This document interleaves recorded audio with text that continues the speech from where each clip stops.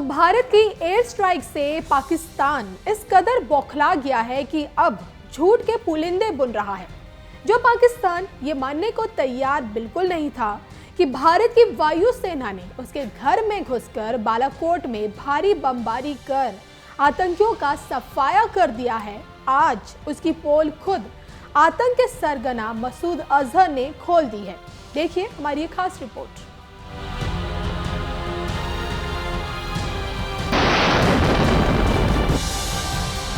भारत की वायुसेना ने पीओके में घुसकर एयर स्ट्राइक की। इसकी जानकारी सबसे पहले किसी और ने नहीं बल्कि खुद पाक सेना के प्रवक्ता मेजर आसिफ गफूर ने दी। उन्होंने ट्वीट कर कहा, इंडियन एयरफोर्स ने लाइन ऑफ कंट्रोल का उल्लंघन किया, जिसके तुरंत बाद पाकिस्तानी एयरफोर्स ने जवाब दिया और भारतीय वायुसेना का विमान वापस चला गया। इसके बाद उनका एक और ट्वीट सामने आया और कहा, मुजफ्फराबाद सेक्टर से भारतीय विमानों की घुसपैठ हुई। पाकिस्तान वायुसेना की ओर से प्रभावी प्रतिक्रिया देख भारतीय वायुसेना के विमान ने पेलोड छोड़ा। हालांकि इसमें कोई हताहत या नुकसान नहीं हुआ, लेकिन पाकिस्तान ये बात मानने को तैयार नहीं है कि बालाकोट की पहाड़ियों पर भारतीय वायुसेना ने कोई भारी तबाही मचाई है। लेकिन उसी की जमीन पर पल रहा आतंक का सरगना और भारत को पुलवामा का दर्द देने वाला जैश ए मोहम्मद का मुखिया मसूद अजहर ने उसे बेनकाब कर दिया है। मसूद अजहर ने कबूल लिया है कि हाँ, भारत की वायुसेना ने बालाकोट में एयर स्ट्राइक की थी और एक न्यूज चैनल के मुताबिक मसूद अजहर का एक ऑडियो टेप सामने आया है जिसमें उसने माना है कि भारतीय वायुसेना ने उसके आतंकी ठिकानों पर बमबारी की है। आपको बता दें कि साल 2001 के बाद मसूद अजहर ने बालाकोट की पहाड़ियों पर ही अपने आतंकी कैंप बड़ी तादाद में लगाए। यहीं से वो बड़ी तादाद में आतंकियों को ट्रेनिंग देता था। बताया तो ये भी जा रहा है कि इसकी जानकारी अमेरिका को भी थी और भारत के विदेश सचिव विजय गोखले ने प्रेस कॉन्फ्रेंस कर बताया कि बालाकोट में जाकर भारतीय वायुसेना ने जैश के चल रहे तमाम ठिकानों को नेस्तनाबूद कर दिया है।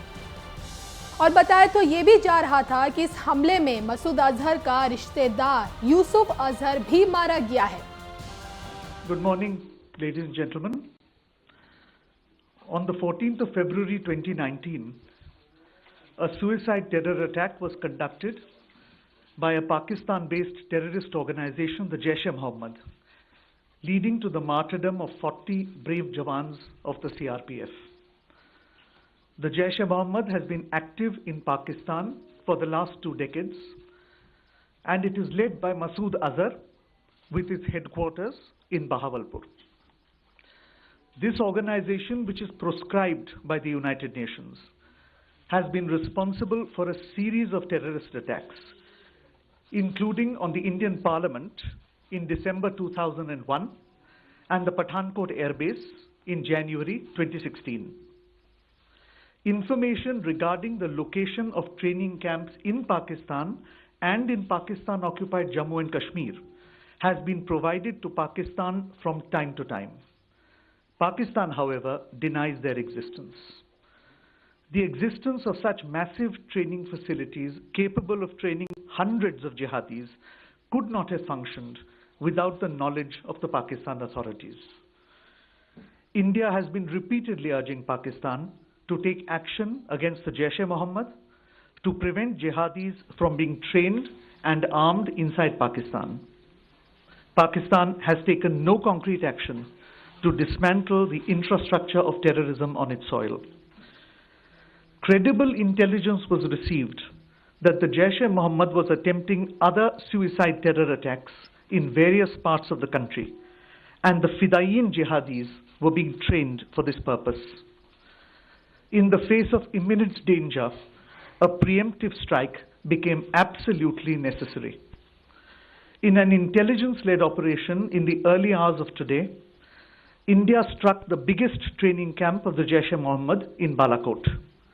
In this operation, a very large number of Jaish-e-Mohammed terrorists, trainers, senior commanders, and groups of jihadis who were being trained for Fidaiyin action were eliminated. This facility at Balakot was headed by Maulana Yusuf Azhar, alias Ustad Ghori, the brother-in-law of Masood Azhar, chief of the JEM. The Government of India is firmly and resolutely committed to taking all necessary measures to fight the menace of terrorism. Hence, this non-military preemptive action was specifically targeted at the Jaish-e-Mohammed camp. The selection of the target was also conditioned by our desire to avoid civilian casualties. The facility is located in thick forest on a hilltop far away from any civilian presence. As the strike has taken place only a short while ago, we are awaiting further details.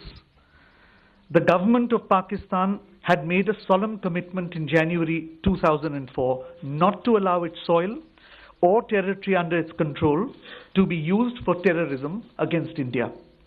We expect that Pakistan lives up to its public commitment and takes follow-up action to dismantle all JEM and other camps and hold the terrorists accountable for their actions. Thank you. तो भले ही मसूद अजहर ने पाकिस्तान को बेनकाब कर दिया हो, लेकिन उसके बचाव में ये भी कहा कि आईएफ के हमले ने किसी भी तरह का नुकसान ना उसे पहुंचाया है और ना ही उसके किसी फैमिली मेंबर को किसी तरह का कोई नुकसान पहुंचा है। तो जिस तरह से भारत की वायुसेना ने पाकिस्तान के पीओके में घुसकर पुलवामा का बदला लिया है, उससे अब पूरा पाकिस्तान तिलमिलाया हुआ है, क्योंकि 12 मिराज 1000 किलो बम और 21 मिनट में ही भारत की वायुसेना ने बालाकोट, मुजफ्फराबाद और चकोटी में आतंकियों को ढेर कर दिया। आतंकियों के सफाए से वहां की आईएसआई ने भी हिजबुल मुजाहिदीन, लश्कर तैयबा और जैश ए मोहम्मद को करो या मरो बोल दिया है, जिसके चलते देश की राजधानी दिल्ली से लेकर देश के तमाम शहरों में हाई अलर्ट है। देश और दुनिया की तमाम खबरों के लिए आप बने रहिए हमारे साथ। प्रदेश अध्यक्ष श्रीमान मदन लाल सैनी जी, पूर्व मुख्यमंत्री श्रीमती वसुंधरा राजे जी, केंद्र में मंत्रिपरिषद के मेरे साथी श्रीमान अर्जुन राम मेघवाल जी, नेता प्रतिपक्ष श्रीमान गुलाब चंद कटारिया जी, संसद में मेरे साथीगण, विधायकगण, राजस्थान भाजपा के सभी सम्मान्य नेता कार्यकर्तागण, सुरमा और चुरमारों,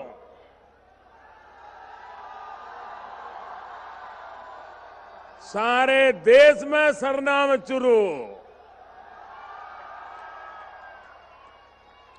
श्री सालासर बालाजी री धरती चुरू ने प्रणाम।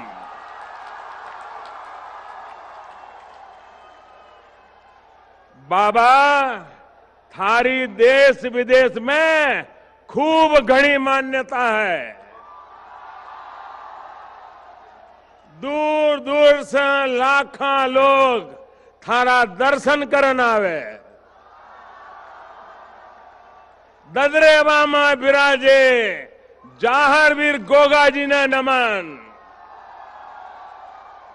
ई धरती सुवीर गणोड़िया निपजे और ऊंचा ऊंचा टीबड़ा सोने का पहाड़ा नबी मात देवे है।